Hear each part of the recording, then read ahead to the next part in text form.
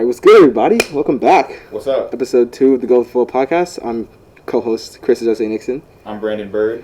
And thank you for, if any of y'all watched episode 1, we appreciate that. We settled on the name, we settled on Go With the Flow. Yes, sir. So, yeah, that's what we're going with. And yeah, welcome to episode 2. We're going to talk about why we're here. Yeah. So we had to do a little change of scenery just because, people are going back to on Head-Royce campus, which is actually very cool. It's kindergartners and first graders, right? I think that just them this week. Yeah.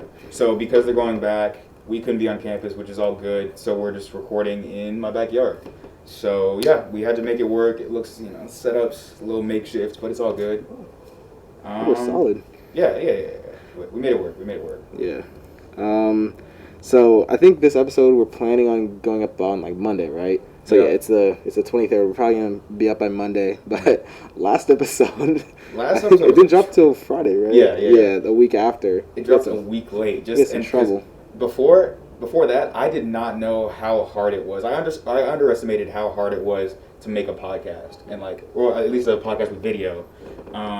It was a trip. It was hard. it was a hard thing to do. So yeah, we had some technical difficulties with the mics, all of that stuff. So yeah, do not underestimate how hard it is to put videos up. It takes hours to even upload a video. Yeah. So that's why it was a week late. It was a little tough. We do have the new mics here. We got the USBs that I think we just got in expos, right? Yep. I think we just got these. So hopefully the sound quality will be really solid on these things. And yeah, we're excited about that. Hopefully we'll get it up on time. The last time we had a lot of technical difficulties, but we'll be all right. Yeah. But one thing we wanted to add also to the podcast is just a little, I guess, Q&A type thing. Yeah. So, if there's any topics you want us to talk about, any questions y'all have, honestly about anything, right? Yeah, about anything. For real. Like if you have an artist and you're wondering what we think about them, write that in a question. And we'll bring it up. We'll talk about it. If you have a sports question, what do we think about a certain team? How far they'll go? Put that in the comments as well. Yeah, I guess. Drop them in the comments or just message us, obviously, if you. Yeah. Drop your questions in the comments, or like Chris said, message us on social media, IG, Snapchat, any of that stuff. So yeah. Yeah, trying to get a little more interactive with the people. Exactly. We want to hear y'all's opinions. For sure. Even if you can't be a guest on the show, we still want to hear your voice. But if you do want to be a guest on the show, still we're gonna, we got some stuff in the works for sure. Yes, sir. Yes, sir. But anyways, beyond that, we just talked about how the kindergartners and first graders are on campus this week. Yeah. We of course are not. Apparently, we're not getting back till January, which kind of sucks. But it is what it is. It is what it is. But what we are able to do is go to sports practices. Each kind of sports team is having its own bubble, basically. And, we're still wearing masks and all that and social distancing. And so, we just want to talk a little bit about that. You've been to the cross-country bowl, that's correct? Yeah, and sorry, forgive me, I'm just texting our guest that we have. We have a guest today. We have a guest. Coming through. Y'all already know because you see it in the title. Yeah, you'll see it in the title. But, yeah. So, honestly, we've been getting together to practice for cross country for since August. Okay. So we started a little bit earlier just because it's an easier sport to meet, and you see you don't have to have access to a gym, even to a field, so we could just run wherever. So it was cool and it helped me stay in shape. But I understand for other teams, they're just you guys are just starting to get back into it. I had definitely with Taylor and Iggy, I'd played a little bit over the summer. We were going out kind of regularly just to go somewhere and hit and throw and stuff like that. But as a team, we had one sort of mini team thing a few weeks ago.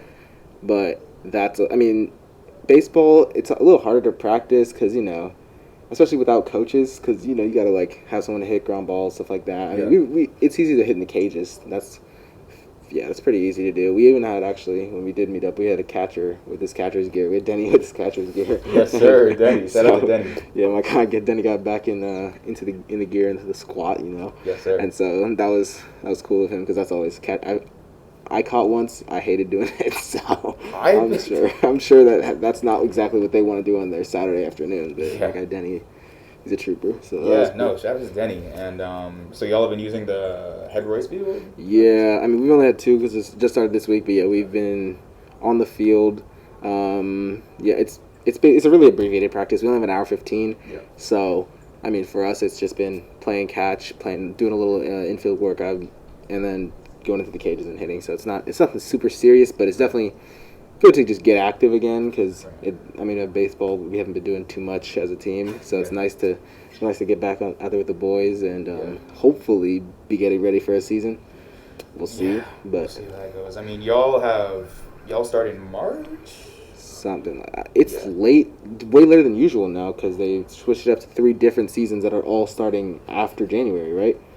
Yeah. Well, yeah. I thought it was fall sports. And then winter and spring happening at the same time. It was, but I think they switched it. I think they added a 3rd one, but I think the middle one's only basketball though. I think it's just a BCL thing, but I think the middle one's only basketball. Oh, okay. And then all the spring sports and some of the winter sports. I don't know. It might be just soccer actually in the fall. Soccer and volleyball. I don't even know, but I think it's 3 different seasons now. So, it's soccer, volleyball, cross country. There's some other sports, I assume, but that's what I haven't heard that. Yeah, that is weird. Either way, it's gonna be a shortened year. Yeah, shortened season. If it does all that. But I just want a senior year, man. That's all. I just want a senior season. I miss seeing the homies. Facts. I just miss being on campus during lunch, getting my lunch in the cafe in that super long line, and then just going outside, sitting on the patio with my homies. Like I miss that. Facts. Sometimes playing the speaker and then getting in trouble for it. That type of stuff. Facts. All of our patio shenanigans. It's been a while, man. For sure. But yeah, so we have a guest that is coming on the show shortly. A special guest. Well, y'all see it on the title. I don't even know why I'm pretending to do this epic intro, but yeah. I mean, in this episode we're just gonna talk about some final stuff because we should talk about that too. No, we gotta talk about our prediction. We gotta go over that. Yeah. So but yeah, we recorded the video on. It's the day of Game 5. The day of Game 5, right? Of the NBA Finals, and we were wrong. We thought it was gonna end that night. Jimmy Butler went crazy. We'll talk about this a little bit. We said LeBron wasn't gonna let him lose, and LeBron went off. He didn't let them lose. It was not LeBron's fault. It was Danny Green's fault. The Danny Green slip. Facts. Danny. Well, yeah. We're gonna have to. Danny Green. That was his Steve Kerr moment. It was exactly that. Yeah. It was exactly that, and it would be one thing if it was a good looking shot, and it missed, because it's Danny Green. He's not supposed to be the guy in the clutch, right? Yeah. You can give him slack for not making the finals winning shot. You know what I mean? But it wasn't even close, bro. He was not close. And he's the 3-and-D guy. That's exactly. That's his job, bro. That's literally his bread and butter. That's what he does. And it's like he had an off postseason, so it wasn't super surprising. But at the same time, you're in the NBA. I would expect better than that. Just better than that, man. Just better than that. You gotta do better. It was not close, bro. Yeah. So if he had hit that shot, we would have been right, but we were wrong because. Shout out to Jimmy Butler doing it again. Yeah. 2 Superman games. Yeah, I mean, he made people think of him as pretty much like a top 10 type player, which nobody really did before the playoffs. So yeah, I mean, even in that episode, you were saying you don't think of him as a superstar. Do you change that opinion? The reason, I don't remember exactly what I said, but the reason I can't classify him as a superstar, I think the word superstar needs to be shrunk to like guys that are number 1 level players on championship teams. And Jimmy Butler can be that for 2 games, apparently. 2 games a series. Yeah. Which is, he's a great player. He's a really good player. Yeah. But if you can't be that for 5, 6, 7 games, you're not a superstar. So you want that every night? Yeah. Not every night. But I guess it should be more of a surprise when it doesn't happen than when it does, right? Because, if LeBron goes in the finals and puts up 15 points, you're like, what on earth? If Steph Curry goes in the finals and puts up 15 points, it's like he choked. Right. Versus if Steph Curry goes and puts up 30, it's not, oh my God, Steph Curry's the greatest player ever. It's like, yeah, that was a really good game, but that's what you expect of him, right? True. Same thing. That's why LeBron, KD, Steph, Kawhi, and then beyond that, it's like Giannis. I would say he's a superstar, but I mean. He's like on the edge of that top tier because we've seen it in the playoffs. Look, I love Giannis.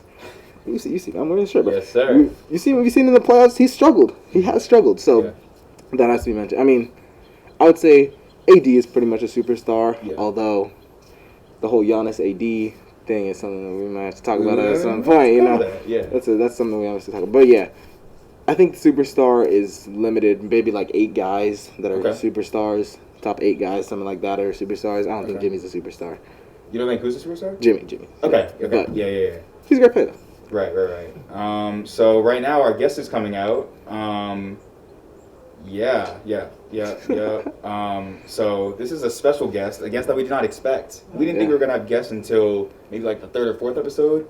Yeah, but, we were definitely planning on it all along, but we didn't know when. Right. But it's a special occasion because my brother Marcus came home. So yeah. What's up, my guy? What's up, fellas? So so this is my brother Marcus, Head-Royce alum, living in LA now, but decided to make a trip up back here. So and we didn't expect it. So Class of 2011 checking in. You know what I mean? Are you recording? Came in 7. I hate to see that. We gotta edit this out. Nope, that's it. That's trash. All right, that's trash. So let me start again. Class of 11, came in 07, dominated, left in 11. I don't really remember what our slogan was, but it was a good time. What is going on with your audio? It's like repeating. I think it's a loop. I think it's a loop thing. Yeah. Oh yeah, it's the yellow button. Technical difficulties. Yeah, some more technical difficulties. Not of it. Oh, I gotta. Bruh. What we got that? How we doing now? We're okay now? Yep, you're good. Okay. Need to hold the mic like this? I don't think so. I think it's just like a repeat thing. It's gonna pick up, but it's all good. So yeah, Head-Royce alum. Anything you want to say to the people at Head-Royce or any of the teachers at Head-Royce?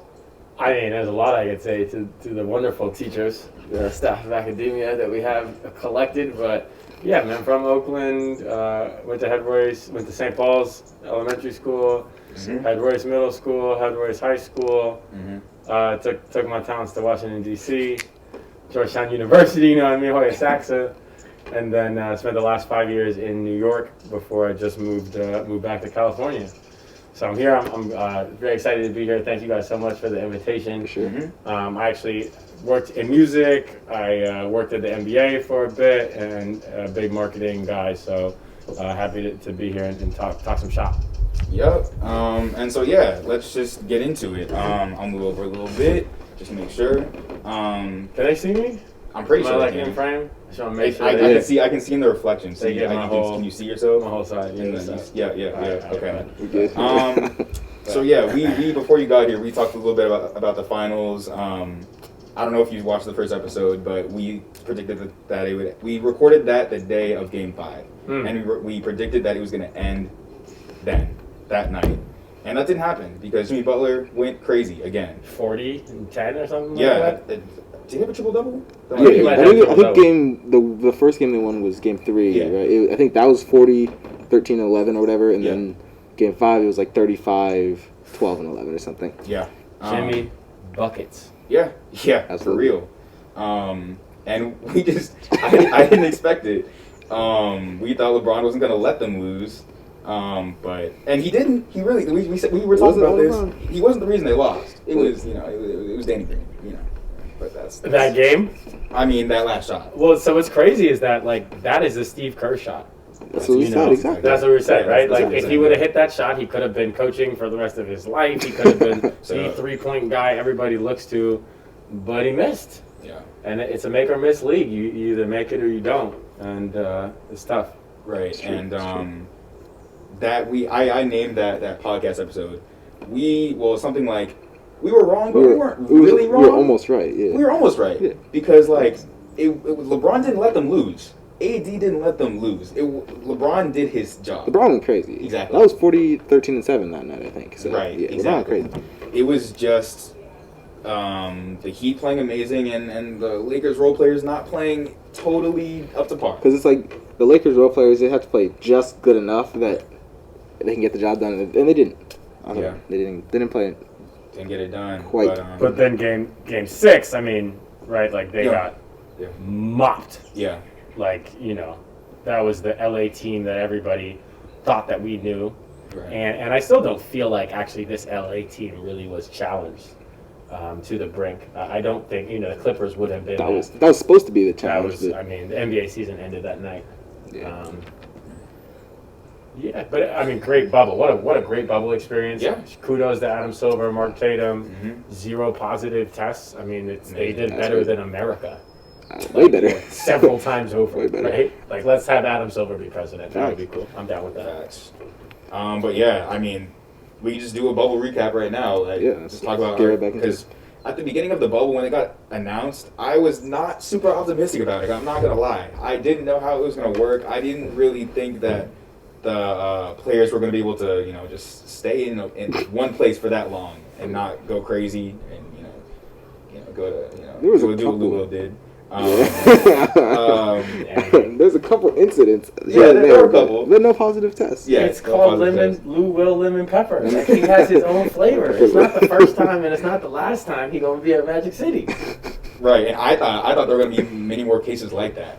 And not only that, I wasn't sure how much the bubble would be a positive thing, just because of all of the social justice movements going on at the time. I thought that it would take away from all of that and kind of be a distraction. But I got, again, shout out to Adam Silver, shout out to the NBA for putting that at the forefront, making sure that we don't forget. So I appreciate them for that. Yeah. So. They definitely have done a better job than MLB and NFL. Yeah. I mean, MLB, they had the BLM on the pitcher's mound, which was nice on opening night. Yeah. But I mean, it was more of just it seemed more like a gesture, like a one-time gesture versus performative. Yeah, exactly. Versus the NBA, I mean, obviously the messages on the back of the jerseys was dope, and then pretty much just every game there was continuous reminders, and also using the interviews to talk about it. Yeah. Was great to see. So they were so committed that they lost viewership. And Adam Silver came out afterwards and was like, this isn't maybe what people want to see when they're in the Midwest and just trying to watch the NBA. So it's pretty interesting. But I think that the heavy social climate, the no distractions, you're not going to New York one night and Miami the next weekend. I mean, I think it led to some really great basketball. Yeah. Talking about the bubble as a whole, like the Suns, like everybody forgot about them. TJ Warren, like some of the shooters bubble, right, where like there's no noise. There, I don't know what that does in terms of like it kind of mess with your depth perception, but I mean these guys were out here just straight scoring and hooping, and so that was great to see. Yeah, I mean, Dame was the real. I mean, right after T.J. Warren, and then it was like the Suns, and then Dame. Yeah. He was the big story before the playoffs started, and then they obviously had a play-in game. Yeah. But let's talk about Dame for a little bit. We saw a lot of recency bias is basically what happened there, and to where people were basically some people said Dame was a better shooter and better player than Steph Curry after that. That's what I saw on Twitter. Yeah. And also 2K, they dropped. I think it was the next gen ratings that they released like a couple days ago or yesterday, and Dame is the same overall as Steph and KD. Yeah, which is crazy. Exactly. What do you think about that? I mean, you want to talk about Dame? I don't better than Steph Curry than Chef Curry. I don't think Actually, when you talk about Dame Lillard, and I love Dame, right? I'm from Oakland. Like I got my Oaklandish joint on, I live and breathe the town, and I love Dame. I think a better question is, can Dame Lillard be the best player on a championship team? Right? Because Chris Paul, sorry Chris, CP3, great dude, no. Russell Westbrook, no. And I see Dame, frankly, more in that lane than I see him in a KD, and I mean, Steph definitely has had some help over the years, so let's not discredit that. But no, man, they're sleeping on Curry. Curry didn't play this year, and I mean, Dame's a monster. Dame is a certified baller. Yeah, and I'm looking at the stats right now. I think, hopefully these stats aren't incorrect, but I think they are. It's ESPN. They're saying he averaged 30 points in this season. Yeah, 30 points. That sounds right? That's crazy. That's He had a great. Like, great I can't year. believe that. And I mean, it went up to 30 obviously with those 2 explosions for like 50 and 60 on He back-to-back was like nights. averaging. He had a 4-game span where he was like averaging 55. Yeah, Like, that was I think incredible. he averaged 37 in the the 8 playing games or That's whatever it was. crazy. So, no, he had a great, especially regular season. But I think the one stat that makes it like wild that people were legitimately saying Dame is better than Curry is that Dame versus Curry in the playoffs. I think Curry is 10-0 against Damian Lillard in the playoffs. 10-0. He's never lost a game in the playoffs to Damian Lillard. You can't. Come on, man. You can't tell me that. But people are gonna say, and the people might be right. People might be right that it's Steph's team that kind of Yeah, Steph's had more help. Yeah, Steph has Steph more had help. more help, and when they played them in the playoffs, But look they at. played them in the I was just playoffs? gonna go ahead. They played them in 2018. We had KD. Yes. We played them twice in the playoffs when we had KD. So that's But just like okay, 2019 though, KD was injured, Yep. and Steph I think Steph had either the most or second most points of all time in a sweep. I forgot about that. You're right. He was definitely the best player on that team. I mean, no KD. Yeah. I mean, I think Boogie was still injured too, right? Yeah. So it was basically like the 2015 team, and Steph came out and he absolutely dominated that series. He won that series. You can't. I mean, nobody else won that series for him. That was all him, and You're right. it was like a record-setting performance. Right. So And that's a good point because that's what Dame and Skip Bayless got into it this year, and that was a big point that Skip made was that Dame, like, you were in the Western Conference Finals, the Warriors didn't have KD, and like that was your chance to make a statement. And it's not like it was a 7-game series, it wasn't a 6-game series, and it wasn't even a 5-game series. Steph and Clay just kind of took them to task. And in general, I mean, I think about CJ and Dame as Steph and Clay light. Yeah. And that's no disrespect. I mean, I'm talking about the literal best backcourt that's ever existed since Naismith invented basketball. And they're 1B. They're right there. But I'm curious to see what they do next year. Nurkic is a baller. They got some hoopers in Portland, so we'll see. But I think they wish they was in the East. Yeah. I mean, if they were in the East, I think they would be. Well, I'm not gonna go that far because the East has some very good teams. Honestly, I think the Heat would be Trailblazers in the series. I don't know. I mean, apparently, if they can stop Giannis, they can stop anybody, right? I mean, this year's Heat team, man. I don't know how they. I would say that, there's no better example about how much good leadership matters than this Heat team. Because, this is a bunch of guys from the YMCA. Yeah. Like, no disrespect, but, he took some guys from the YMCA to a 5-game series with maybe the greatest player of all time, paired with, one of the best centers that we've seen in this generation. And they had no business being there as a 5 seed. So, great leadership really can have a monumental impact. Yeah. And this might be a little bit off topic, but you mentioned Dame in the East, and I've been thinking if Dame gets that KD to his Steph, maybe Giannis, Dame and Giannis. Okay, we got to see what he can do. That I don't know. I honestly, off the top of my head, I don't think that would be possible financially. Yeah, but that's true. If Dame got Giannis, in a perfect world, it's a whole different. Because that would honestly be almost the perfect match. Because the one thing Giannis has problems with is in the playoffs and especially finishing games, right? Because defense gets really, really tough, and he can't blow by everybody because that's what he does. Right. I mean, he's a freak. That's what he does. He gets to the basket, and he can't shoot. We know this, but Dame obviously he's a finisher. That's what he does, right? And all he does is from the outside. So I don't know if it's actually possible, but if it were, that combination would be disgusting. Right, and I mean, Dame, one thing that Dame has, basically added to his arsenal in the past couple of years is that insane Steph-like shot, that crazy range, that Curry range for real. Yeah, in terms of range, he's definitely number 2. Exactly, he's solidified that. But. And you pair that with a Giannis who, attack the basket, kick out to Dame, or Dame drives, pocket pass to Giannis. Yeah, imagine pick and roll with Giannis Pick and and roll with Dame. Dame What are you doing crazy. with that? What are you doing with that? Exactly. So, I don't know. I don't want to just say, dismiss Dame, he's nowhere near Steph. Because I think he's a top 10 player in the league. And he's definitely at the back end of the top 10, but Yeah. I think he's top 10. He's top 15 for sure. Yeah, he's for sure He's probably top top 12, and no, Dame is a monster. Yeah. Yeah. I mean, with that playoff performance, I don't know. That definitely put him up there for me because he could not be stopped. And well, I mean, And then he got a little Who banged did they up. lose to? Unfortunately, they lost to the Lakers. Lakers. Yeah. Yeah, he got a little banged up. I think in the first round, which is unfortunate because I thought that was gonna be a good series. I thought that was going to 6, but They had to win the playing game, right? Like they had They to do a did. ton of heavy lifting just to get them. because when they went into the bubble, they were like the down, 10 seed maybe. Yeah, they were. Yeah. I think it was New Orleans a 9, and I know Grizzlies with 8. I think New When Orleans it had started. 9. Yeah. I think you're right. I think they were 4 games back, and they had 10 games to make up for. Yeah. So. Right. And yeah, we mentioned the Lakers. And the Lakers, I mean, they're the great team. Obviously, you got LeBron and AD. And after they won the championship, there were a lot of conversations about is AD LeBron's best teammate. And yeah, what do y'all think about that? For me personally, I'd say yes. Okay. Because he did. I mean, obviously, I think the other two that would come to mind would be in Miami, D Wade, and then Kyrie in Cleveland.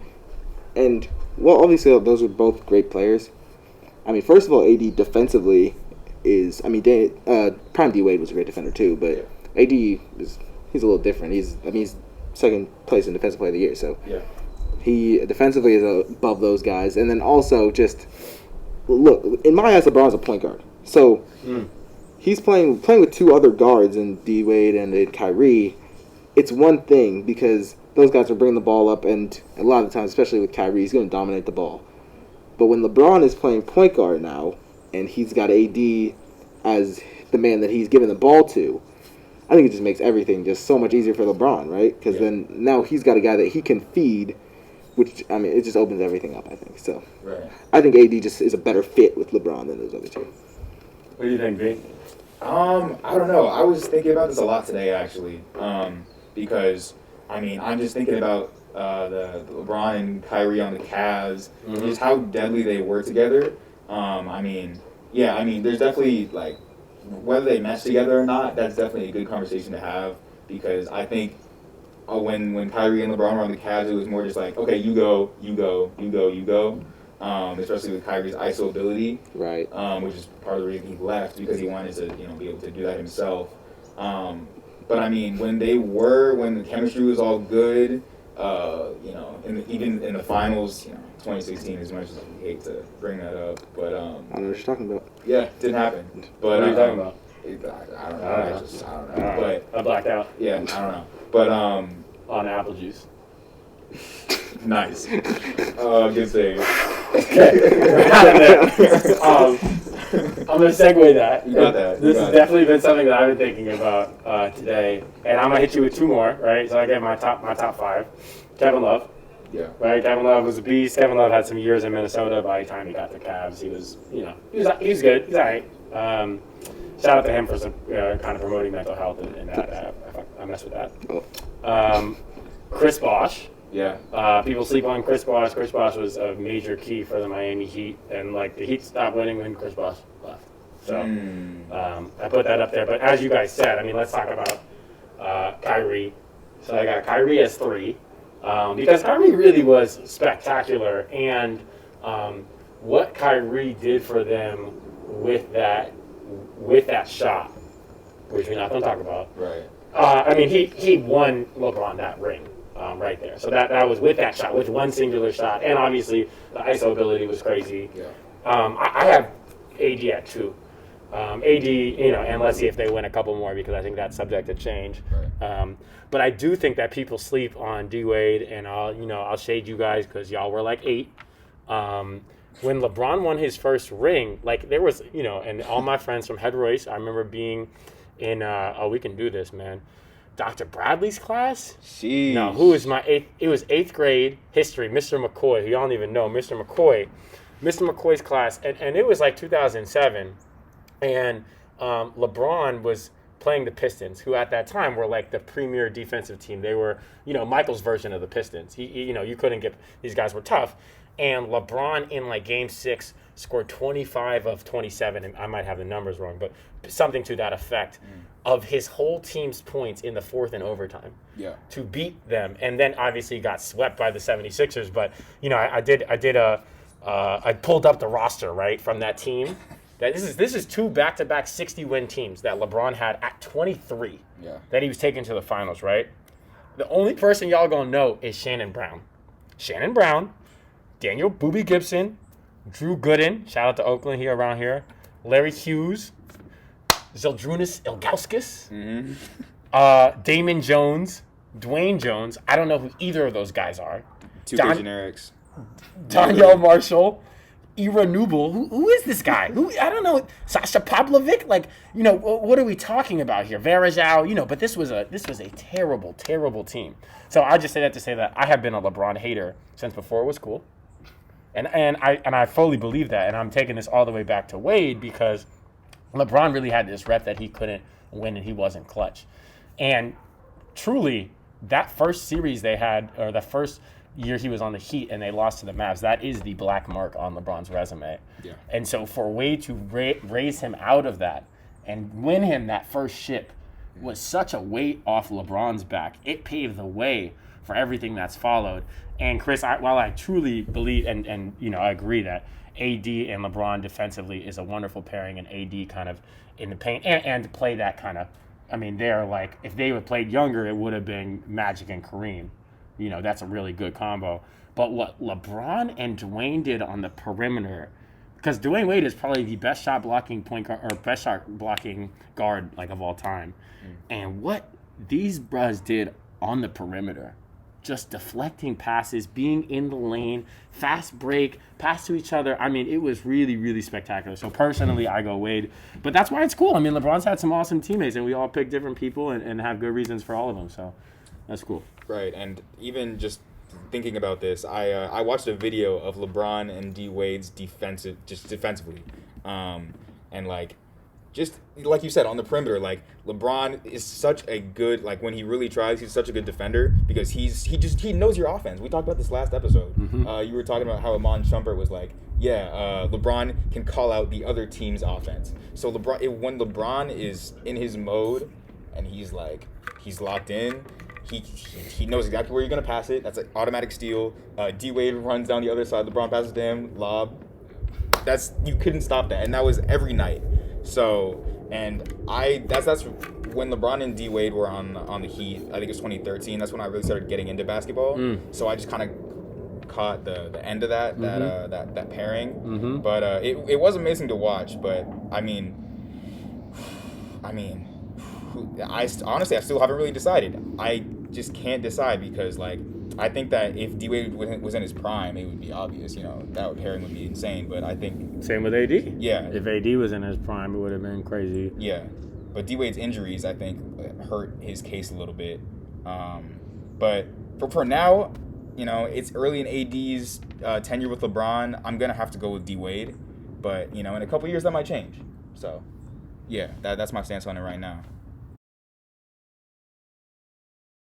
All right, y'all. We had a little bit of another technical difficulty, but we're back. So it's time for some Clippers slander. A little bit. Not because I dislike the Clippers or anything. It's just how? Just how? They almost lost the Mavericks too, which is really what we should talk about. Luka's nice, bro. Yeah, I love Luka, man. Luka, that was one of my favorite games of the playoffs when I think it was game 3 or 3 or 4, where he went for 43, 17, and 13. And the game winner? Yeah, that was a crazy shot. Game 4. Yeah. Crazy shot. Yeah, game 4. So. Yeah, that was blew 2 series. Yeah. If Porzingis doesn't get ejected in the first game, and they probably won game 1. They probably win game 1 too. They won game 1. Porzingis got injured. Luka got injured. Didn't they still win game 2? Yeah. So they could have blown that too, but we really got to talk about this Denver series. Just a little bit. Because, don't want to, Clippers, I like the Clippers. I hope them success. But they blew that hard. Yeah. Obviously, the pandemic key, all of that was the main story at first, especially in the Mavs series. But then all of a sudden, they just, out of nowhere, blow a 3-1 lead. And that was a little wild. That, especially because I think they had won the first 2 matches against the Lakers in the regular season, so a lot of people had a good feeling about them in the playoffs. I lost money. You lost money on that? I lost money. Wow. That was a sad day. Pandemic P, no show. I mean, we've never seen a healthy Kawhi lose. Right? Yeah. When he was on the Spurs, he beat LeBron. And then he wasn't really healthy again or on a good team until the Raptors, and he took them to the finals and they won. So we had never seen Kawhi lose in his peak. And it's crazy. I mean, shout out to Nuggets, Jamal Murray balled, Jokic balled. Yeah. Those 2 guys, I mean, I've kind of been thinking for a couple of years how they're always like they're always like a step away from being a step away, you know what I mean? They're always like knocking on the door, but they seem to take another stride forward. I mean, those 2 guys absolutely balled out in the playoffs. I mean, Jamal Murray had a couple 50-point games against Utah in that 3-1 comeback. Yeah. And then another great series against the Clippers. And then, Jokic just very steady, always getting you 30 points and 15 boards almost. So, yeah, that's a great duo right there. Yeah, and coming back from 2 3-1 comebacks. That's crazy. It is. And I should have started this segment off just by apologizing to the Denver Nuggets, because before this season, I never really saw them as a deep run playoff team. I always saw them as like a team that's always good in the regular season, but can never take that next step. Kind of like the Raptors, how the Raptors were with DeMar DeRozan and Kyle Lowry. Kind of like that. I never expected them. I expected them to lose in the first round to the Jazz, honestly. Just because I didn't think they had that star that could elevate them to the next level. Like, Jokic was always good. He'd always get you a triple-double, but he could never take over a game, I felt like. But then Jamal Murray just elevated to that level and became that star that they needed. And, they totally surprised me, exceeded my expectations. So, I would say that, well, I don't know. I won't go this far, but it's more on the Nuggets playing amazing than the Clippers playing terrible. But then there's also Paul George absolutely collapsing. So I can't say that. Speaking of that, the main point of this is because we've seen a lot. I mean, you see a lot of stuff in the media, obviously, but people are saying that the Clippers need to just blow it up now. And I disagree. You can't do that after year 1. Are you kidding me? Of an experiment with those 2 guys. I mean, they're as talented as any team in the NBA. I mean, they have a great thing is that they have a superstar in Kawhi, a number 2. Paul George can be a number 2 in Paul George, right? And then a great bench. Yeah, that's what makes them like most teams that have that level of star power, right, in their starting lineup. They don't have a bench like that. So I think they're way too talented for you to give it up after year 1. I don't know about firing Doc Rivers. I don't know if that was the right move, but. Did they have a new coach? It's Tyronn Lue, right? Yeah, it's Tyronn Lue. Yeah. Yeah, I mean, I give you 2 things. I give you one, what we were just talking about with LeBron. I mean, they were up the Heat the first year they had the super team. They were up 2-0 against the Mavs with J.J. Barea, Dirk Nowitzki's uncle, and this is a YMCA team. Yeah. And then rattled off. They went to the finals 3 more years and won 2 of them. So I think it's too early to give up. But I think that Doc's departure does signal that the Clippers are willing to take chances. Steve Ballmer's willing to take chances. So I looked up the roster. You have 3 unrestricted free agents: Marcus Morris, Montrezl Harrell, and Patrick Patterson. And like you were saying, I mean, that deep bench is really, really important to them. So they can re-sign those guys. They can re-sign 2 of them, Montrezl and Marcus Morris, and they basically won't have any more money except for like a mid-level exception. And so it's just like, do you keep that? Like, I don't know. What are their options?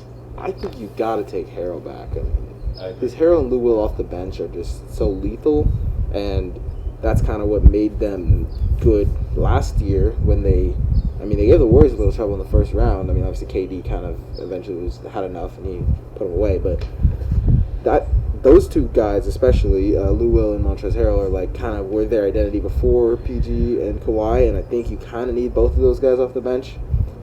And honestly, I think you gotta have a little patience. I think you just have to have a little patience. I don't know. Also, there was some stuff in the locker room. Guys didn't like how Kawhi was getting treated, stuff like that, which I think to a degree kind of have to get over. It's like he won a championship doing it in Toronto. He's not going to stop doing it now. Like, But I think it was a little bit of an attitude thing. Maybe they kind of were a little bit entitled. They thought they were gonna be there no matter what. Yeah. But I still think you got to run it back. I don't think blowing it up makes sense. So. I agree. I think you got to stay with this core, and I think they could run it back with the same lineup, and they could make it farther than they did this season. Yeah. I think this season was just bad luck, bad play, but come back same lineup. I think they could challenge the Lakers. I think they could. You don't think so? They definitely could. Yeah. You know, they were supposed to win. Like this, Right. They were like one of the biggest favorites. Like, you know, and they beat the Lakers during the regular season matchups. So if anything, I hope it humbles Kawhi, and I hope it humbles Paul George, because I think, you know, Paul George has obviously endured a ton of slander this year on and off the court, which we won't get into.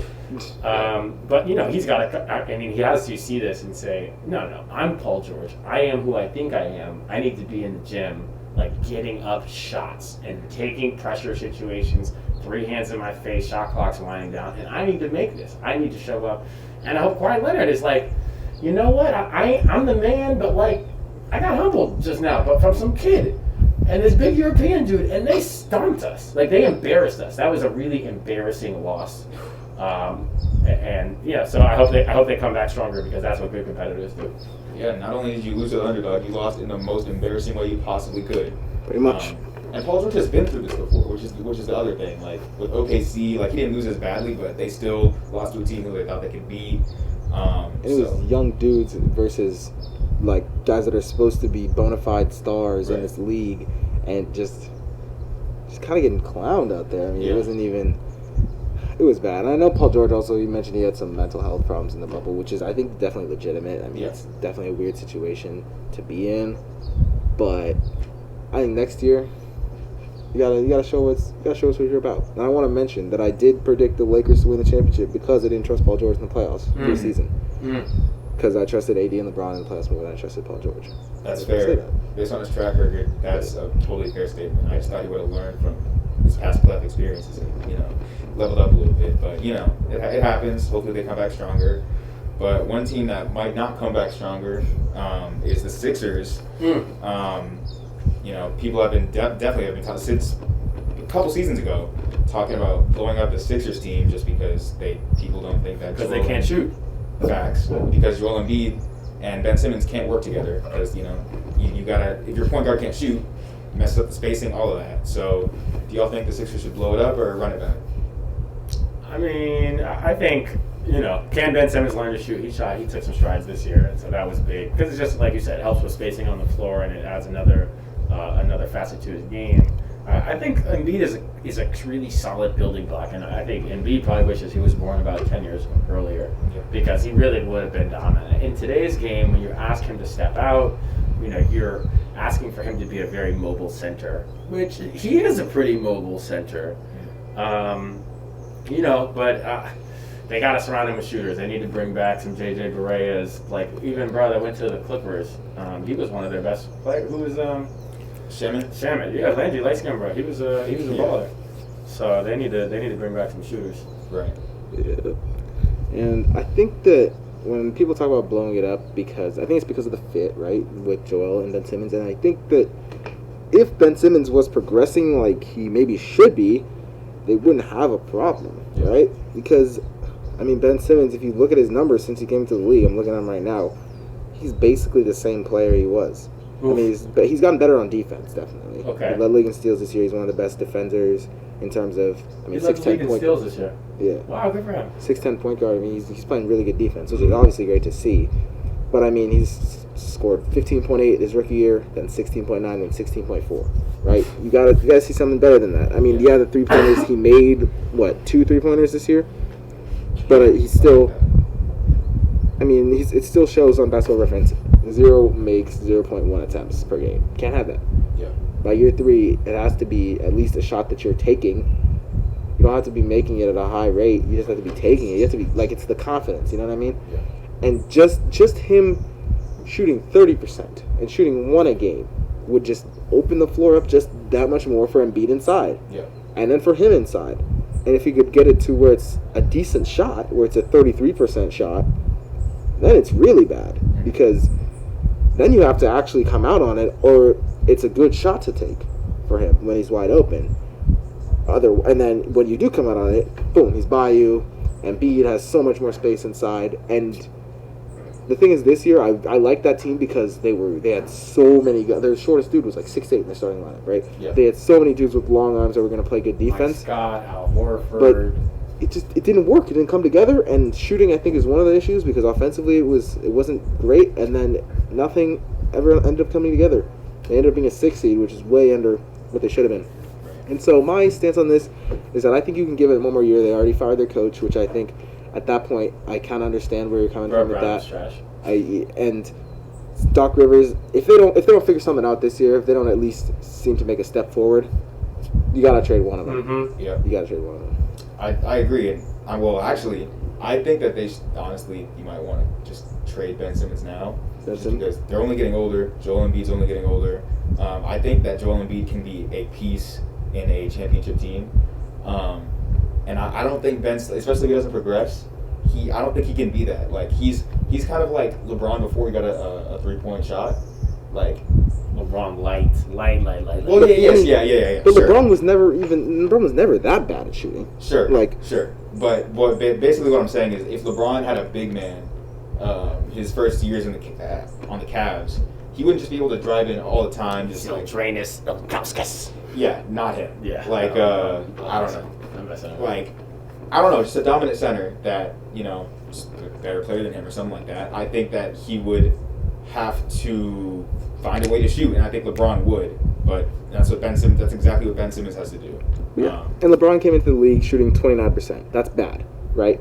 This is also in an era where it's harder to play offense. This is 2003, 2004. It's hard to play offense. That's a good point. And he was 19. Yeah. And since then, the next year, he shot 35% from deep on 4 attempts per game. Yeah.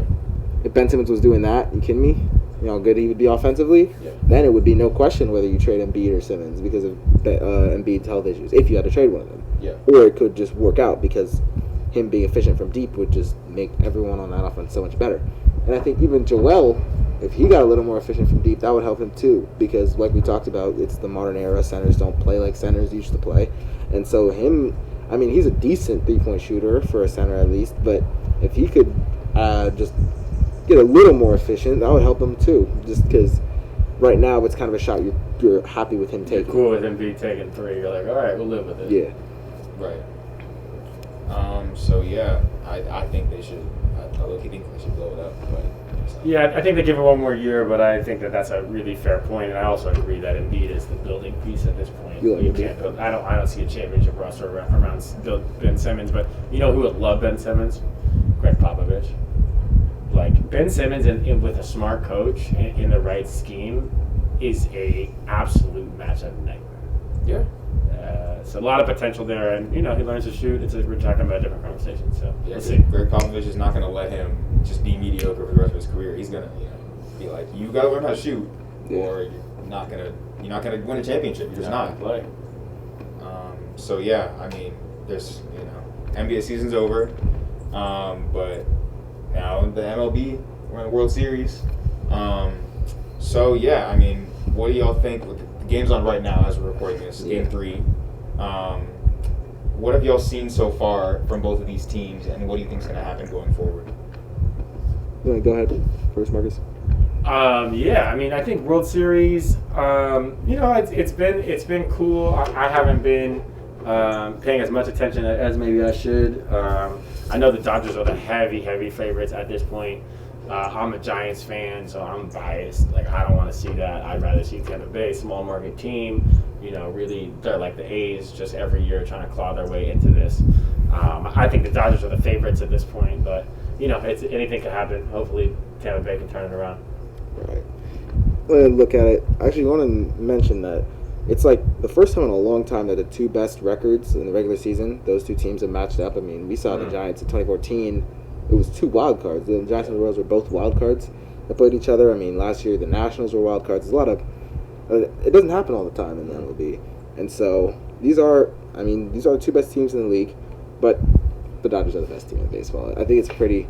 Right now they're up 3-0 in the 3rd inning, Mookie Betts is a monster. Yeah, Mookie Betts is an absolute monster. Yeah, this. I don't know. The Rays are a good team. They have really good pitching. Their offense is kind of suspect. I got the Dodgers, man. Unfortunately, I got the Dodgers in 6. That was my prediction at the beginning of the series. I'm sticking to it. With that being said, I hate the Dodgers, and I actually want nothing else than to see them lose this game. Facts. Or this series, actually. Yeah. I remember when I was predicting, like before the playoffs started, I was like, I don't know what's gonna happen, but I know the Dodgers are not gonna win. That was my one prediction that I felt good about. I don't want them to win, but they're the best team in the league, and they're probably gonna end up winning it, unfortunately. Yeah, I mean, I haven't been paying as much attention as I should be, but I know the Dodgers are stacked. That is clear, and I think part of that is, you know, the fact that their payroll, they can get anyone they want. They can. That's why they got Mookie. I mean, right. They got him in a, first of all, extremely lopsided trade. Red Sox. I know Red Sox fans don't want to talk about this because they're Red Sox fans. Dumb. Like, Red Sox just did it to save money. They didn't want to pay him. They didn't think they were going to be that good. And they said, we don't need... He's a World Series hero. Like, that's offensive to Boston sports. I mean, if you ask me. But he's kind of solidified himself also as the second best player in the league, who they gave away for pretty much nothing. And they gave him to the best team in the league, which is ridiculous. I mean, you put him next to the guy who just won MVP the year before, Cody Bellinger. He had a bad year this year, but he's still one of the best players in the league, right? It's all, yeah. And the thing is that the Dodgers are going to be pretty much going to be this good for the next 10 years, right? I mean, Bellinger is like 25, so he's going to be playing at an all-star level for years to come. Betts is like a few years older than that. He's going to be fine. This team isn't going anywhere, and it is because they can pay people. Yeah. And so that's one thing we wanted to talk about, and just because Tampa Bay, like we said, is the exact opposite. They're almost playing Moneyball. They have one of the lowest payrolls in the league, maybe the lowest, actually, I'm not sure. But one thing I saw is that this year, on the prorated salaries, Tampa Bay's entire roster is making $2 million more than just Betts and Kershaw. Tampa Bay's entire roster is making $28 million. And Betts and Kershaw combined are making $26 million this year. That's ridiculous. Exactly. That's absolutely insane. And that's just like, I don't know how baseball has survived with that. Like, there's no salary cap in place. I mean, you know, because we were just having a conversation with Dad. Like, that's what the Yankees were doing for years. They were just taking the A's players. buy them. Exactly. Just buying players. And that's just, like, the Dodgers have been good since I've been, like, I became I started paying attention to baseball in, like, 2012, maybe. They've won the division, I think, in the last 8 years. Since 2012. That is not normal. That's not how it's supposed to work. Like, the Giants were good for like 6 years, something like that. And that's a long time to be good. But the Dodgers have been good for all 8 years. Well, how many rings they got? Who? Dodgers That's 0. That's fact. Goose egg, Which right? I'd So love to see that. Love to see that. But we hope to keep it that way. So I was in LA when they won the pennant, and I took an Uber to my friend's house, and the Uber driver was like, you know, I said, I heard all these fireworks tonight. Like, what's happening? I'm like, oh, the Dodgers won. He was like, they came back? Because they came back from 3-1. They came back, and he couldn't believe it. He still wasn't that excited because he felt like they might choke in the World Series. So, you know, for us Dodger haters, I think there's still hope out there, but, you know, that window is tightening, and this might be their year. Unfortunately. Lakers, Dodgers, yeah, it's tough. It's tough to be a LA fan in LA right now. LA sports fans, man. Some of the most entitled individuals you will ever meet. I swear. That's tough. I swear. But yeah, we'll see what happens with that. But another team that luckily lost. Love to see that. But another team that I didn't want to get to the World Series is the Astros. Yeah, exactly. But what do y'all think? Like, literally what we have written down, and we have like little notes on what we're talking about. Literally what we have written down is everyone hates the Astros, and it's because I've been a sports fan for like, I've followed it a lot more now than I did back then, but I've probably followed sports at some level for like 8-9 years, right? I've never seen a team hated like the Astros are hated right now. I mean, they have a hate account on Twitter with like more followers than like some of the players on the, like, it's crazy. Everyone hates the Astros, and the one thing is, I remember thinking, what if they both make the World Series, Dodgers and Astros? It looks like it. I was prepared to root for the Astros, though. Wow. I was prepared to root for the Astros. That is how much I dislike the Dodgers, and part of it is because I spent. You a Giants guy? Yeah. Okay. So I spent the last like 10 years rubbing the Giants World Series wins in the Dodgers fans' faces, right? As you should. Every year they choke. I'm tweeting about it, making jokes about it. I have Clayton Kershaw depressed in the dugout is my background on my phone right now. That's amazing. Yeah. It's like a yearly tradition now. I started doing it last. I'm trying to do it every year, but since I put that on, they lost, like, they won 3 games in a row since I put it on. So I have to change your background. yeah, it's yeah. I mean, I think in terms of like what should happen to the Astros and Chris, just to your point, I've lived only slightly longer. And I haven't really seen another team hated like these Astros. I mean, you talk about the late 90s Yankees when they were just buying everybody. You talk about the early 2000s Lakers, a lot of haters. Shaq and Kobe, people were like, man, y'all win too much. We don't need that. And then, there's a steroid era, so that was an issue for a lot of players, but not for teams.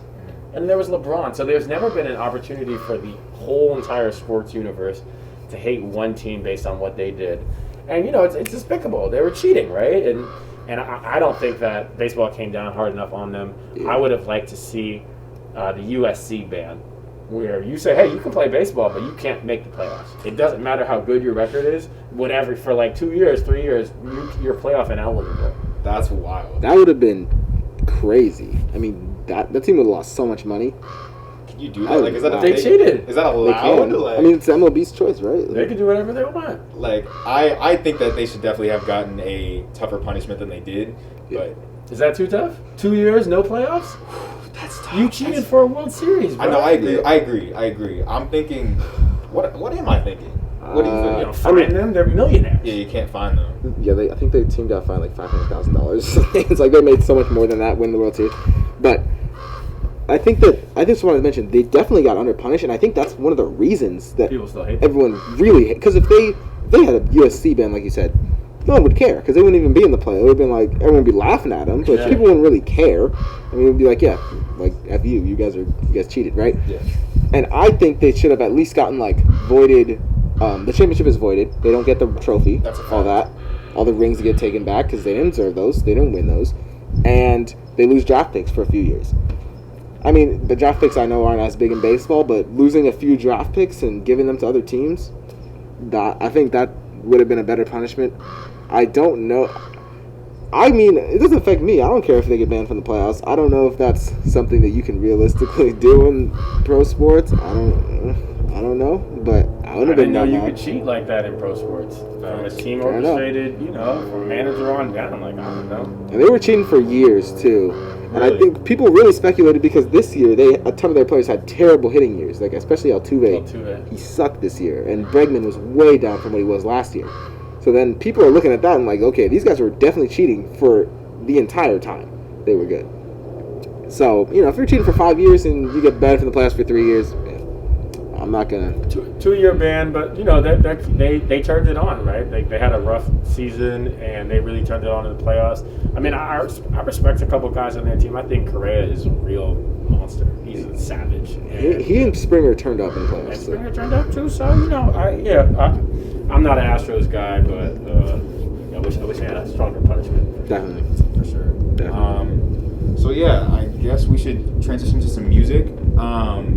So Benny the Butcher, a member of Griselda, released an album, I guess a week ago, and I liked it. I thought it was a great album, top 10 album of the year. Griselda's been killing it this year. All of the members, Pray for Paris, I also think is a top 10 album of the year. Mm-hmm. But it really got me thinking because, like, when I first heard of Griselda last year, I listened to West Side's Guns. I don't even remember what album it was, but it was like, it was weird to me. Like, I was like, what is this? What are these beats? What is this voice? His voice is crazy. His voice is insane. His voice is crazy. I thought he was from the West Coast when I heard it, Yeah. but he's not. I mean, and for people that are watching that don't know, Griselda is this group of 3 guys out of Buffalo, New York, and they're really bringing back this kind of boom bap, this 90s, this real gritty. What did my boy call it? My boy called it Dirty Tims in the snow hopping on the subway. Like that is that. And like, people from Head-Royce don't get that yet. Some of y'all go to the East Coast, but it's grimy. Like they're in the trenches. And it's been cool. I mean, I've been messing with them. They got a co-sign from Drake early on. Somebody got signed to Rock, so they're on Hove's label, and it's been cool to see them progress. To see these guys embrace some awesome producers. This Benny the Butcher album was produced by Hit Boy, who's a super producer. Yeah. To see them get more resources and see them kind of flow, like some of the beats that Benny was flowing on, I was like, oh, these are crazy. Right. The wordplay is vicious, but will they make it mainstream? Right. Will they have like a hit? I don't know if they're interested in having a hit like that. They don't want a Hotline Bling. That's that's antithesis. But will they be around for a long time? I mean, right now they're killing it. Yeah. Yeah, I mean, I just like it because when I first heard of them, they were super underground. Barely anyone had heard of them. But like they've really changed up their style since then and become more like they got Hit Boy producing their albums. They got a Drake cosign, so it's like they're really getting all of this recognition. And I'm just thinking, like, from this such an underground group, can they bring boom back to the mainstream? And I don't know if it's possible. Like you said, I don't know if they want that. But well, do you guys want that? I mean, it's your generation, right? Like, you guys are the ones, because y'all are TikTokers and TikTok want that on that way. Like, it's not a TikTok dance song. Yeah, like, it's exactly. 3 minutes of bars. Right. It's not a catchy hook. There's no, I mean, there might be like 1 or 2 lines on there. Like, it was crazy. I was playing like Sleepy Hollow, who's a dude from Brooklyn, and Chef G's crew, and this girl was like, "Oh, I know that song from TikTok." I was like, "It kills people." Like, what are we talking about right now? That is the worst thing. We're gonna have this conversation again for sure. The TikTok We're conversation. gonna talk about that. But yeah, I mean, can these songs make it on TikTok? Do you think? TikTok, specifically on TikTok, I mean, I don't think so. Yeah. Probably for the better. Because, I mean, we'll talk about this in full, but I think TikTok it can ruin a song for you. Like, I know people say TikTok is a ruin. Nah, TikTok can ruin a song for you because, I mean, I know you don't have TikTok, but I'll tell you, you can scroll through TikTok for an hour like that, right? And if you see enough times the same dance to the same part of the same song, you will listen to the song in a normal setting, and every time you hear that, you'll think of TikTok dances, and it will ruin the song for you. Right. So, and I don't think I listened to the album today. I liked especially some of the beats. I was like, those beats were crazy. Yeah, I liked a lot of the songs, but it's not. I think there'll always be like a market for it, so to speak. There'll always be people that want to listen to want it. that nostalgia, but until my generation dies, I don't know if it'll ever be mainstream. Yeah. But like you said, they probably don't want that. That's probably for the better. He'll do a feature. Roddy Ricch is a little more mainstream, right? But like, you look at Spotify, Roddy Ricch's biggest song is his crossover with Marshmello. Really? And Benny the Butcher's Freedom gonna of the get. Box? He's gonna get, like, he's at the point where somebody's gonna hook him. Like, Billie Eilish is gonna get him for a verse. Right? Sounds crazy, but like, hey, Billie Eilish is with the culture. So I was just thinking Drake, but genre crossover? I don't know. Maybe. I mean, that's how you make it. Yeah, no, it's true. That's how you really get a lot of money, because money hip hop is cool, but the money in pop and that stuff, that's how you feed your grandkids. Right. I mean, I guess they could reach that Grammy level, like up for Grammys. I guess. Like, I never expected it, but it seems like they're getting that big very fast. Yeah. They're on. They're on right now. They're on. They're winning this year, and like I never expected. So I mean. That's artist to watch out for, Griselda. For the record, though, we ranked him. We're going Benny, Conway, and Westside is a little farther down, but Westside's cool. He has some great songs, but Benny and Conway, bro, that Conway tape, that was crazy too. Yeah, I think I'm ranking it the same way. I mean, I think Pray for Paris might be better than. And that was Westside's. Yeah, it's Westside. Exactly. And that was Westside good. That was a great album. So, oh my god. He's exceeding my expectations for sure.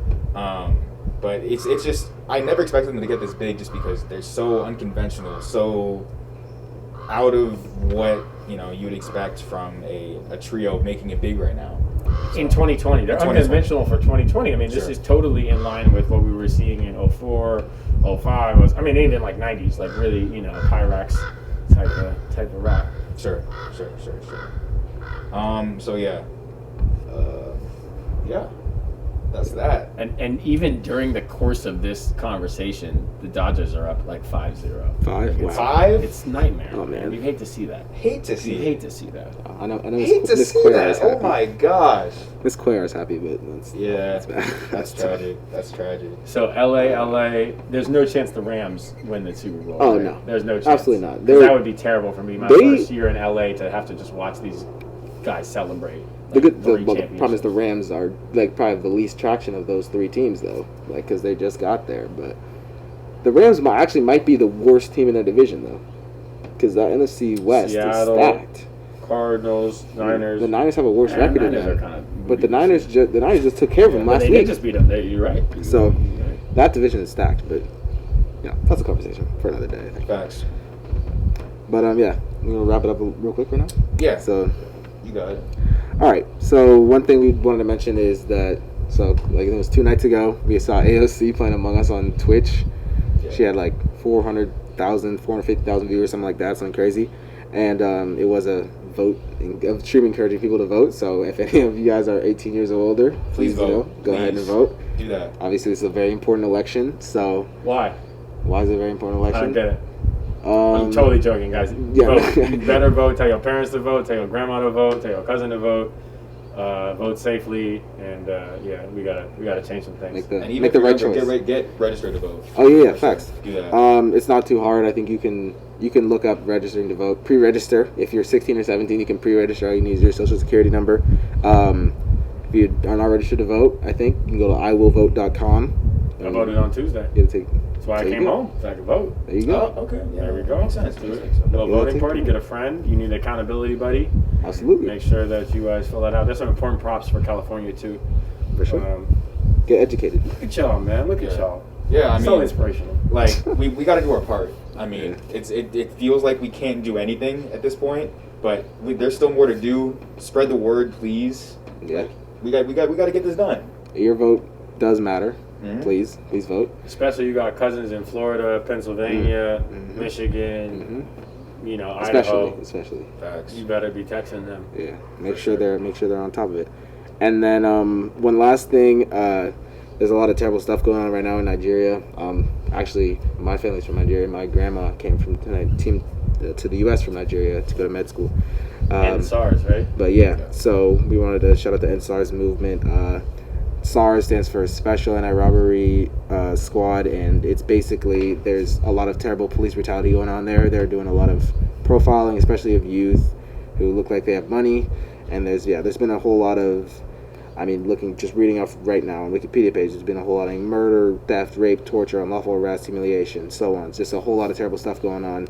So we will include some petitions and Places to donate in the description. So if you can, please go ahead and click those links, sign some petitions. Those take like 2 seconds, you know this. And then if you are able to, please go ahead and donate a little money, what you can, and try and help the people out over there. Yeah. Get involved. Get educated. For sure. Yeah. Please donate if you can. It's a crazy thing. Yeah. Yeah, that police force is just completely unchecked. Yeah. The government kind of lets them do what they want. They commit, murder, robbery, arson as will, and they actually have reported, they do these atrocities, take people's money, and then use that to pay off politicians. So Yeah. that's another wrinkle here. But I just want to really thank you guys for having me, man. It's an honor, a pleasure. I wish you guys both the most success. I wish all the Head-Royce seniors the most success, and Head-Royce as a community. I have a lot of love for Head-Royce. I still keep in touch with many of my Head-Royce friends. One of my closest friends just got engaged, man, and hopefully I get the invite to that wedding. But no, man, it's a great community, and I'm glad to see you guys just remain as close as you guys have been. It really makes me happy. For sure, and thank you for Yeah, coming on. for sure. Thank you for being here. spending your time, your Friday night, with us on the podcast. So I appreciate that. You know I'm going out. Oh yeah, I know that. For You sure. know I'm going out. For sure. It's 6:30. We good. For sure. But yeah, that's it. Thank y'all for watching, and see you next time. And if y'all go out, please wear a mask. Be safe. I'll Wear a wear a mask. mask. I'm gonna wear a mask. We're wearing a mask at home. Facts. So if we can wear a mask at home, you can wear a mask outside. Yep. That's it. All right. Peace, y'all. Yep.